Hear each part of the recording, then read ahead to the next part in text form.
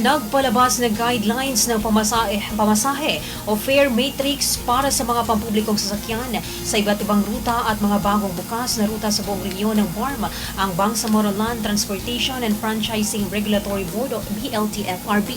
Ito ay epektibo noong January 9, 2024 at para sa mga PUJ o Public Utility Vehicle at UVE lamang. Nakasaad sa inaprubahan ng BLTFRB Board ang isang o 1 peso na provisional increase o pansamantalang pisong dagdag na pamasahe sa buong rehiyon ng BARM para sa mga papasaherong jeepney sa ilalim ng Memorandum Circular No. 010. Kaya naman, lahat ng mga driver-operator ng mga pampublikong sasakyan sa buong rehiyon ng BARM ay kinakailangan na ipatupad ang inaprubahang fare matrix ng ahensya sa mga ruta at bagong bukas na ruta sa iba't ibang probinsya ng BARM. Kasama rito ang mandatory 20% less discount na papasahe sa lahat ng person with disabilities, estudyante at senior citizen.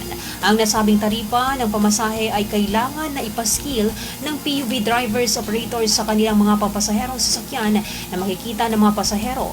Pinaalalahanan din ng opisina ang mga operators o drivers na may valid na franchise na makipag-coordinate sa tanggapan ng BLTFRB para sa requirement sa pag-apply ng pagkuha ng taripa.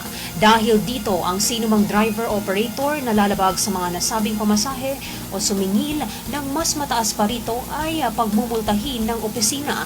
Kaugnay nito, ang mga ruta na walang nabanggit o ang mga ruta na wala sa nabanggit ay mahigpit namang sinusuri ngayon ng ahensya para sa susunod na validation.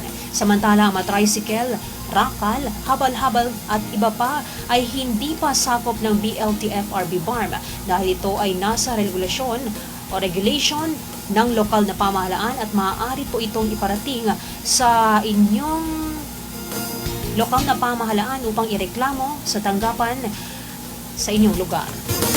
Manila Reports Afternoon Edition.